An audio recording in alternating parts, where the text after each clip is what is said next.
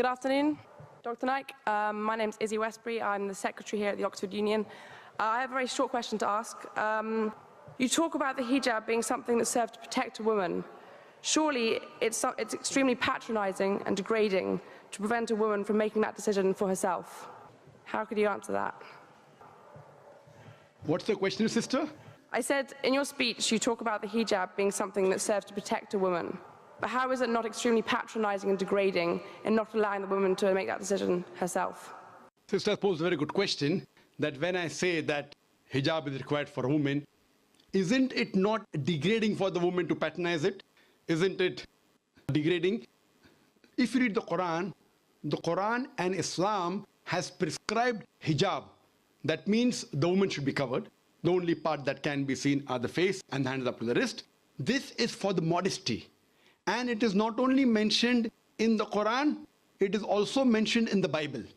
If you read the Bible in the 1 Timothy, chapter number 2, verse number 9, it says that women should be dressed up with shamefacedness.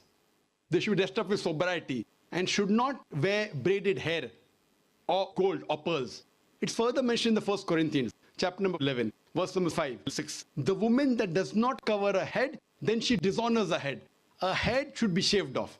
Anyway, I don't agree with this. I'm just quoting you from the Bible. Same way, if you go to the Vedas, it says that the woman should cover the head. So all the religious scriptures, they talk about the woman covering their head. It is for modesty. It is not to degrade the woman. And if you analyze, there was allegation made against me saying that Dr. Zakir Naik says that if they don't wear hijab, you know, that if you wear Western clothes, there are chances the woman will be raped. It is a misquotation again.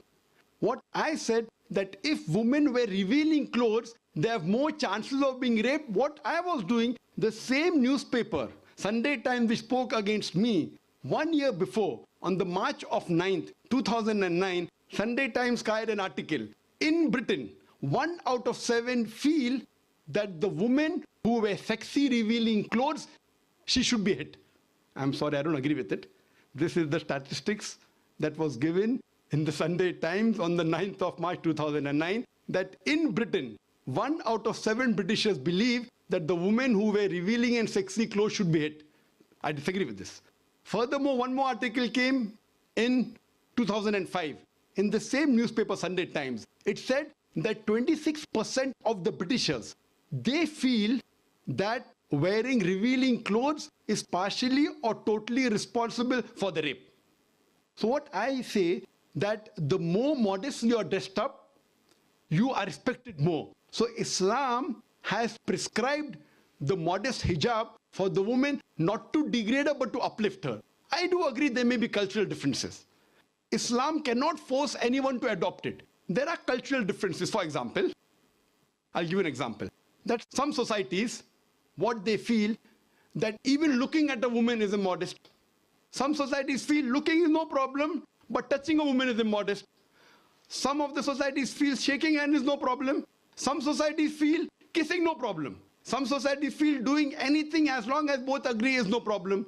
Different societies and different cultures have got different rules and regulations.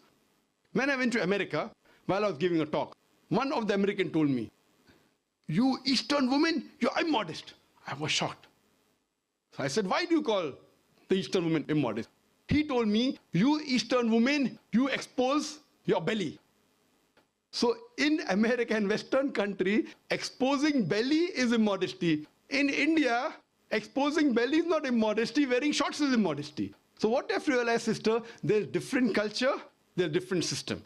Islam cannot force anyone to adopt. It's clearly mentioned in the Quran in Surah Baqarah, chapter number 2, verse number 256, La ikrah fid din, there is no compulsion in religion. But if some women want to adopt the hijab because they feel modest and they feel respected, I feel no other woman should disagree. And when I've been to UK, I've seen hundreds and thousands of women who do cover their hair and who feel that they are uplifted because of this modesty. Hope that answers the question.